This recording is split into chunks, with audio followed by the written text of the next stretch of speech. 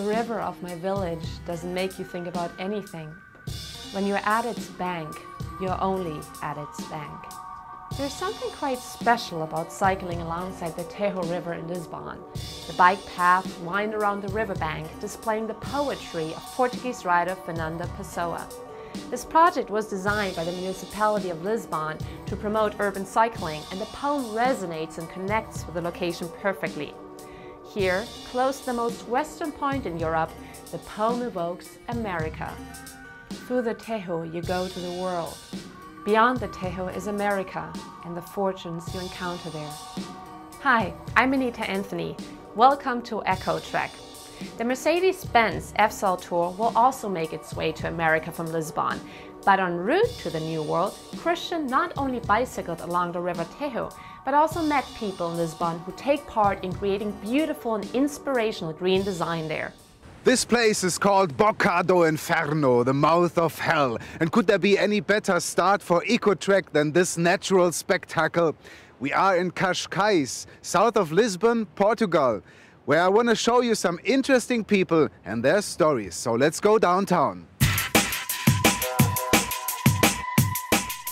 Portugal's capital is considered to be one of Europe's most beautiful cities. But let's focus in on some of the finer details. Architect and designer Pedro Costa is known mostly for his design of the extension of Lisbon's Oceanario. The main tank of the second largest aquarium in the world holds 5 million liters of water. But Pedro Costa also designed a truly inspirational and intricate installation in Lisbon. But before we join Christian and Pedro Costa, let's have a look at the Mercedes-Benz F-Cell wall drive. The Mercedes-Benz F-Cell Tour is now moving on to another continent after crossing Europe and driving more than 3,700 kilometers or 2,300 miles emission-free. The B-Class F-Cell wall drive has completed its first leg on its ride around the world. Now, the cars, and even more importantly, all the equipment, including a mobile filling station, have to be packed up and loaded onto a plane for the crossing over the Atlantic. Let's turn to Christian and architect and designer Pedro Costa, who designed an intricate installation within Lisbon's low bar. The glue-free cardboard creation acts as a seating unit, a shelving unit, and is a remarkable piece of art. Christian took a closer look. What would you do with things like that? You would trash them, right? Although they are good for designer furniture. Don't believe? See for yourselves.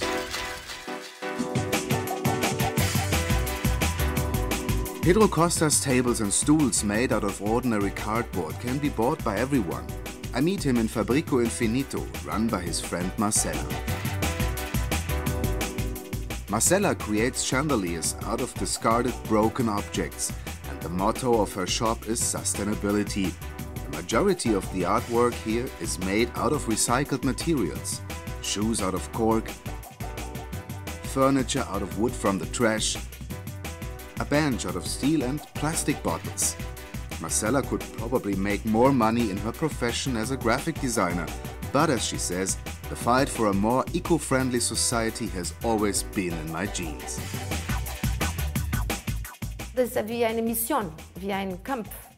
If this would not be my mission, I'd been doing something else for a long time, she says. Because to run this shop takes a lot from me, financially, psychologically and physically.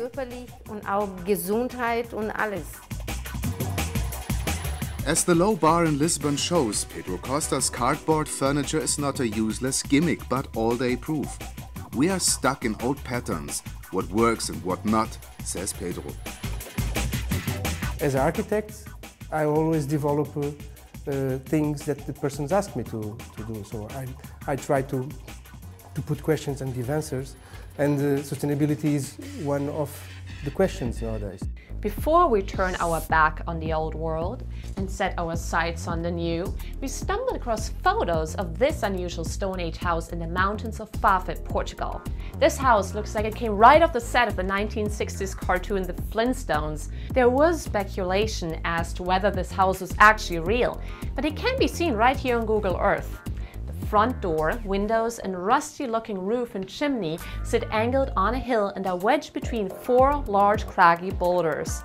The Covenant's interior is candle-lit and made with simple natural materials, including log and stone furniture, while large windmills spin nearby.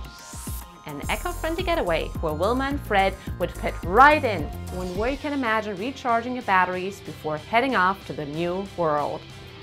In the meantime, our world drive has made it over the Atlantic. We are in Miami, Florida, where we meet a designer who creates breathtaking fashion out of recycled material only. More on that next week on EcoTrek.